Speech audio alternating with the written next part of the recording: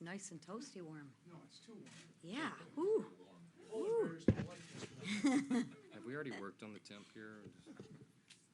They don't have air conditioning. in Hayden, this work on the building. temp. It's not a hockey facility. It sucks. Well, good evening, everyone. We are fresh off our conference elections, and we have a solid, unified team ready to deliver on the mandate given to us by the American people. I'm honored to be selected by my colleagues to serve as chairwoman of the conference. Elise is leaving and is a loss for our conference. She has done incredible work, and I will build upon her success and wish her well. As a leadership team, we are ready to stand shoulder to shoulder with President Trump to legislate our America First agenda. Our winning message resonated with the American people, which delivered Republicans a trifecta in government. House Republicans have been laying the groundwork for months, and we are ready to govern. I look forward to all that we will achieve together, and with that, I will bring up our new conference secretary, Erin Houchin. Thank you, Madam Chair. I am honored to have been selected by my colleagues to serve as Conference Secretary for the 119th Congress. I am ready to get to work to start implementing President Trump's agenda, to work alongside him every day to get this country back on track. I am now proud to introduce our Conference Vice Chair, Blake Moore. Hello, everyone. Exciting times. Good to be back in session off of a really strong message from the American people that we need conservative leadership to govern our country, move things in the right direction. I can tell you that the conference is excited about the opportunities that lie ahead, primarily legislatively. We have been building good, strong legislation to address energy, to address border, all the issues that we know the Americans are focused on, and it just goes to die in the Senate. We're looking forward for an opportunity to move this legislation that we built last term and move it on to the next. So I'm excited. Congratulations to everybody on the leadership team. Looking forward to a full term as vice chair as I came in mid-cycle, and excited to introduce our new policy director, policy chair, Mr. Kevin Hearn. Thanks, Blake. It's really an honor to serve as the policy committee chair going forward. You know, as we look at the policy that's been put forth on the campaign trail of President Trump, the mandate has been set, 312 electoral votes, over 5 million popular vote. It is pretty clear what the American people want. We're going to work hard together. We have a great team. We're going to work hard with the leadership team to put that policy forward, move it with the Senate, take the relationships we built on the RSC and work together to make sure that we get America back on track, put the America First, the Make America Great agenda back in play, and look forward to doing it. So excited for the great opportunity. And with that, I want to introduce our current NRCC chair and returning NRCC chair, the great Richard Hudson. Thank you. Well, thank you. And I want to welcome the new members of this leadership team. I'm proud to serve alongside each one of you. They bring unique talents and backgrounds and will strengthen our team going forward. Listen, we ran our last campaigns based on the issues that mattered to the American people. The Democrats, under the extreme leadership of Joe Biden and Kamala Harris and Hakeem Jeffries in the House, made every American less prosperous and less safe. And so our candidates went out and talked about those issues. We talked about energy. We talked about inflation. We talked about the border. We talked about the crime and fentanyl that come from that. And we told the American people our idea is to fix it, and they gave us a mandate. And so together with President Trump and a Republican Senate, we're going to start delivering on that on day one. Thank you. I'll now bring up our great whip, Mr. Tom Emmer. Thank you, brother. Thanks, yeah. Thanks, Richard. I first want to say thank you to my House Republican colleagues for electing me to serve as their majority whip once again. It's a privilege and a responsibility I do not take lightly. We treat the whip office like a customer service office. We are here to serve our members and the people they represent. We don't take anyone or any vote for granted, and we will continue building a culture of teamwork, communication, and respect to deliver more wins on behalf of the American people. Now that we have our leadership team in place, it's time to suit up and get to work. President Trump delivered the greatest political comeback in American history based on his proven record and promise to make this country great again. Voters also gave him a Republican Senate and a Republican House to help him do it. So now it's our turn. It's our turn to make good on the priorities we've been campaigning on for the last 2 years by passing legislation to make life more affordable for all Americans, secure our borders, unleash American energy, restore our dominance on the world stage, and lower taxes for hard-working families. We've got the team, the work ethic, and the plan to do it. Now, with the trifecta in hand, we stand ready and united behind President Trump to deliver on his American First agenda once and for all.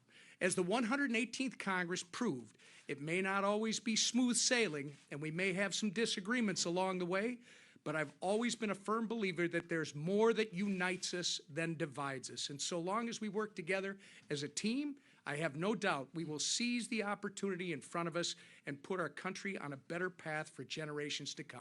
With that, I'll turn it over to our great majority leader, Steve Scalise. Thank you, Whip. And I, too, want to thank our new members of this really strong, unified leadership team, and Kevin Hearn and Aaron Houchin, and our new conference chair, Lisa McLean. We're really excited about the selections that our conference made today.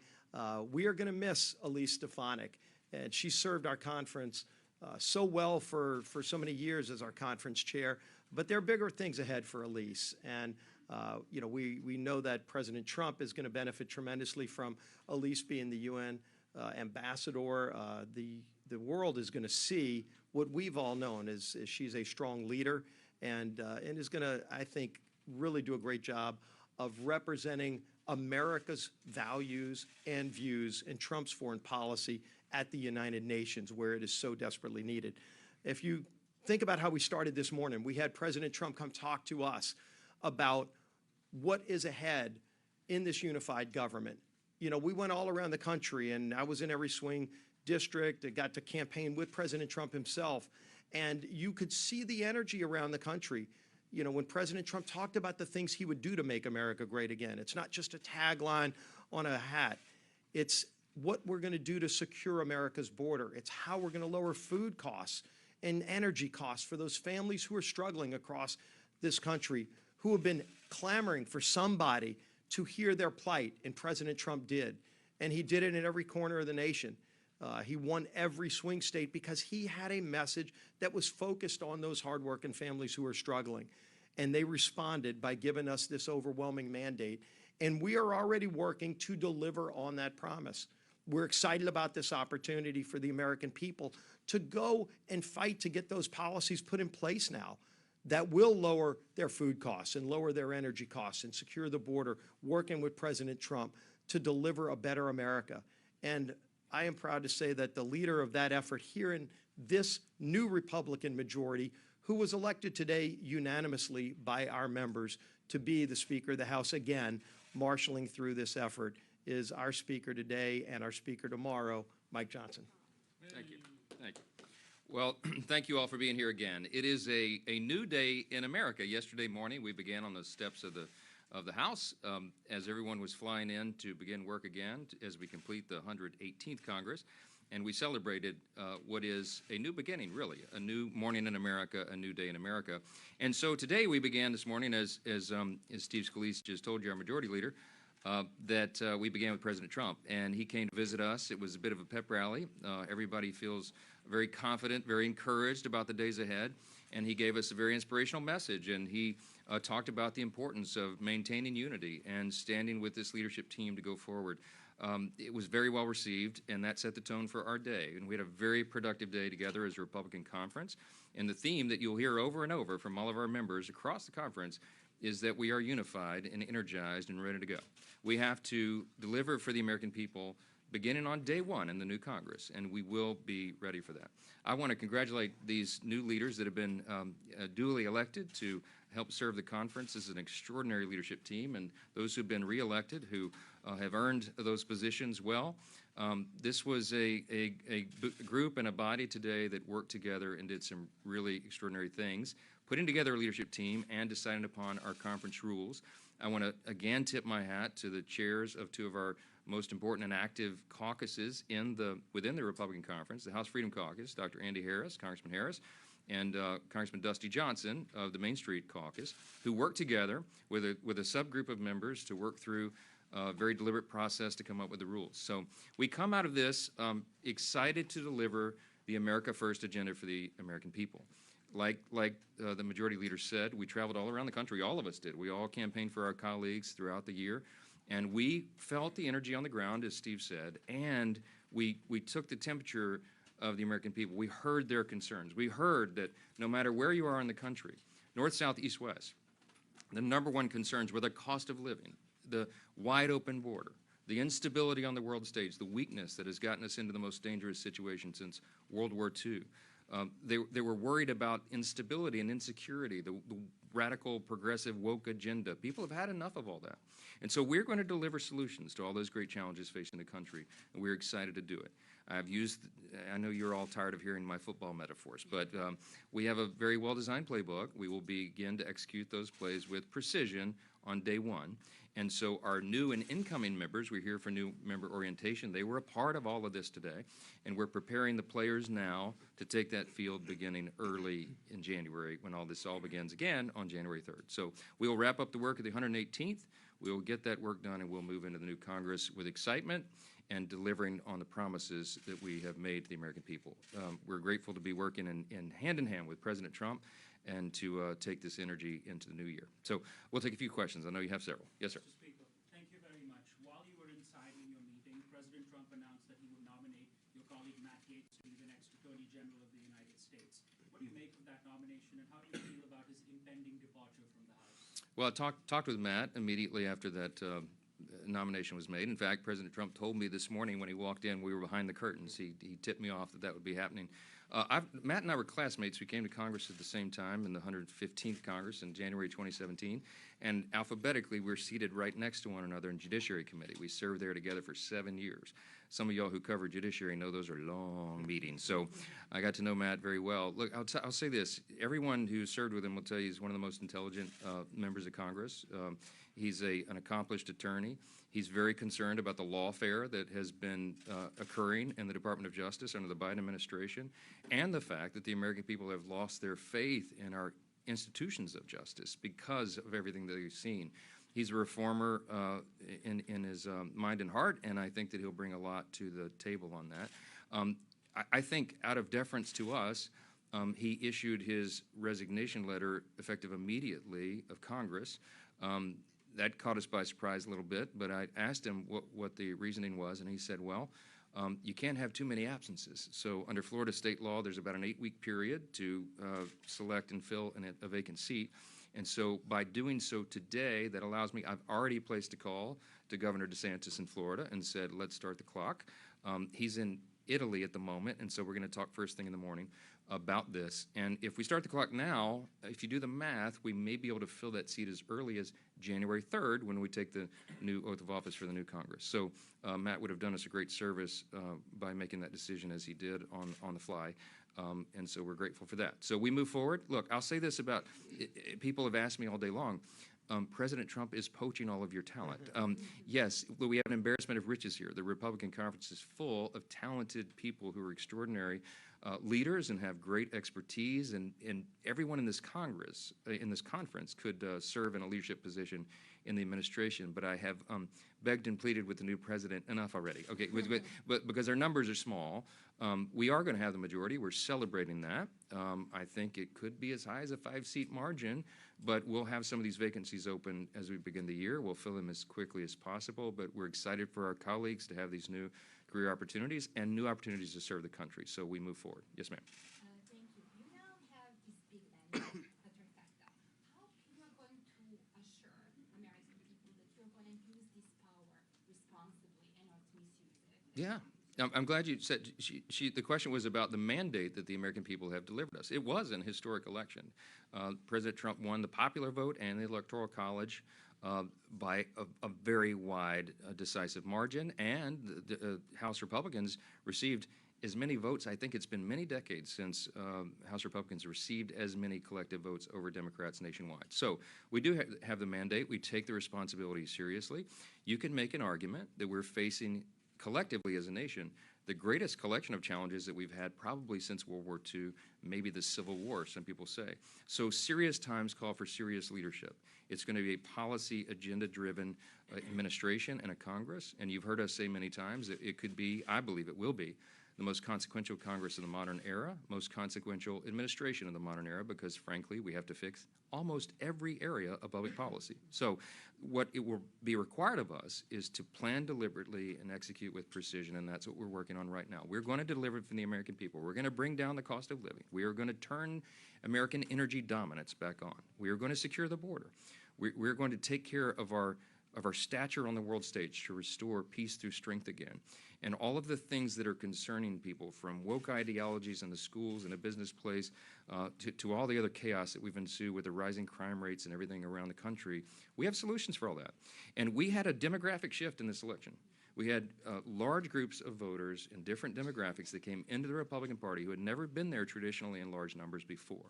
Our opportunity now is to embrace all those new folks who have come in and demonstrate for them that it is our policies that lead to human flourishing. These are the best policies for their individual benefit, their liberty, opportunity, and security, for their families, their communities, states, and our nation as a whole. So we are excited about that. We're excited to begin delivering, and you'll see a lot of action early in the Congress. Yes, ma'am. Since, you just broke the news that he resigned immediately, that means that the House Ethics Committee investigation to him does not have jurisdiction since he's no longer a member of Congress. Are you concerned about what, they were finishing up their work, there was going to be a report issued? Is that a concern to you that will now never see the light of day? Well, it is true that former member of Congress, the House Ethics Committee would have no further jurisdiction over that person, no further authority over them. So that would not be unprecedented. But as far as the timing of a release or report or something, I don't know. The Speaker of the House is not involved in that, can't be involved in that. So I'm not really the person probably to answer that question. So, yes, ma'am. Is President-elect Trump considering the slim House majority when making these decisions about his cabinet? Is he listening to your concerns about that? And do you feel comfortable allowing the majority to go slimmer? No, I'm not comfortable with that. No, look, President Trump and I have talked many times a day, every day, and with his transition team. I've spent a lot of time with Howard Lutnick, who is the co-chair of the transition team, with Linda McMahon and everyone involved. He is at Mar-a-Lago making lots of very consequential decisions, and I'm trying to be involved as many as I can while I'm also trying to manage this Congress and plan for the next. I'm going to make a trip down there tomorrow evening for a gala for the America First Policy Institute, spend some time with them there, and then I've changed my plans to go down to Mar-a-Lago for the weekend so that I can be there while more of these decisions are being made. He's very aware of the margin, the size of the margin, but he has an administration to fill, a cabinet to fill, and he's keeping all this in mind at the same time. So we're both very aware of the margins and the size. Everyone in this room is keenly aware of it as well. And that's why we're emphasizing unity right now. And I'm very hopeful about that. I think we can walk and chew gum at the same time. And I think we'll get these seats filled these are reliable Republican seats. We'll have very strong candidates presented who will win those elections in short order. And by early spring, we'll have these seats filled and we'll keep moving forward. So, yes, ma'am. The last question, guys. Okay. Mr. Speaker, you just mentioned that Congressman Gates is resigning early. That will allow Florida to have a special election sooner. Congressman Waltz is also from Florida. Have you talked to him about doing something similar? Because that would apply to his seat as well. Yeah, he's got to make his own determination on that. But if of course, for the position that Congressman Waltz has been chosen for, he doesn't need Senate confirmation. So I assume that he'll be making that decision. I'll talk with him, of course, tonight and tomorrow about that to figure out the best timing. He's a team player as well, and he wants to do what's right for the conference and for the country. And I'm confident he will. He's going to do an extraordinary job in his position, as is Elise Stefanik, and I'm sure Matt Gaetz. I believe they'll all do very well. Now, there are others here who President Trump has interest in serving in other positions, and I said, please, sir, no. We have a great talent here. We're excited to work for that. Excited for this leadership team. This is a great group of people who are here to serve the country, and they're going to perform well for their constituents and for America. We're going to turn this country around, and we can't wait. Thank you so much for being here today. Bless you.